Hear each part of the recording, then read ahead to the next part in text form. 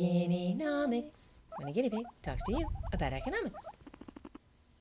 Hi, I'm a guinea pig. I make a lot of cute sounds. And I use a lot of cute words, like demand. But not the type of demand where you go around demanding to speak to the manager. That's not cute at all. When an economist talks about demand, what they mean to say is, I'd pay good money for that. Demand is desire plus money.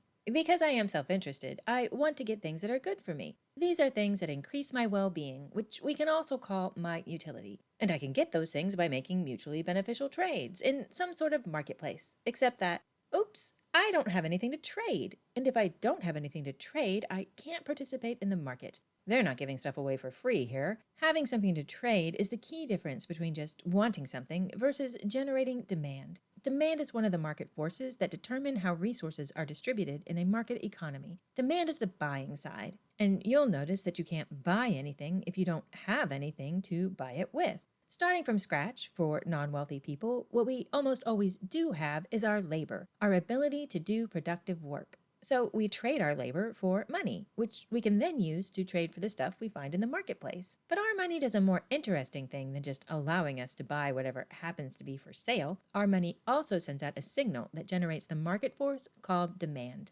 It works like this. Money is a token of value that can be redeemed. The market is the place where it gets redeemed. When there's any money around, the market, that spooky intelligence we talked about earlier, is pulled towards it and feels compelled to say, may I take your order?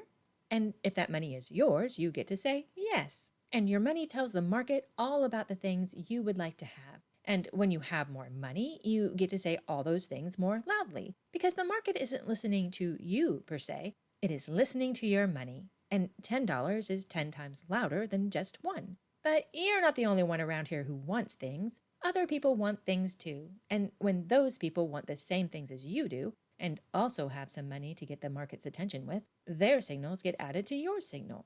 The market doesn't care who is sending out these signals, it just bundles them up together, and those individual signals get combined into the macroeconomic force that is demand. But although everybody's signals get smished together indiscriminately, they are still kept separated and organized by what the demand is for. So the amount of money you're willing to pay for a pink water bottle gets added to how much money other people are willing to pay for a pink water bottle. That creates the demand curve for pink water bottles. And there is a different demand curve for blue water bottles, and for food dishes, and for lawnmowers. The market is keeping track of how much money, or purchasing power, is seeking to buy each different item or service. Not everybody wants a pink water bottle, but everybody wants something. And the amount you want something can be graphed, like this. You'll remember this as my diminishing marginal utility for blueberries. And you've got one of these too, for everything you ever wanted, like, say, a toothbrush. Now, you'll notice there's no money on this graph. We measure how much you want something with utils. But the market doesn't care about your utils. It cares about your money. And when it comes to how much money you're willing to spend on something, we need a graph that looks like this. This is your individual demand curve for toothbrushes. All we're going to notice for now is that all demand curves start high on the left and slope downwards. That's because you'll never pay more for a second toothbrush than you would for your first. Obviously, because you get the most utility from the first one. Now, you, as an individual, are not in control of how much toothbrushes cost. You're just going to walk into the store and see the price. And when you see the price, you decide how many you will buy. But every time you spend money, or offer to spend money, the market is watching you and refining the market's demand curve.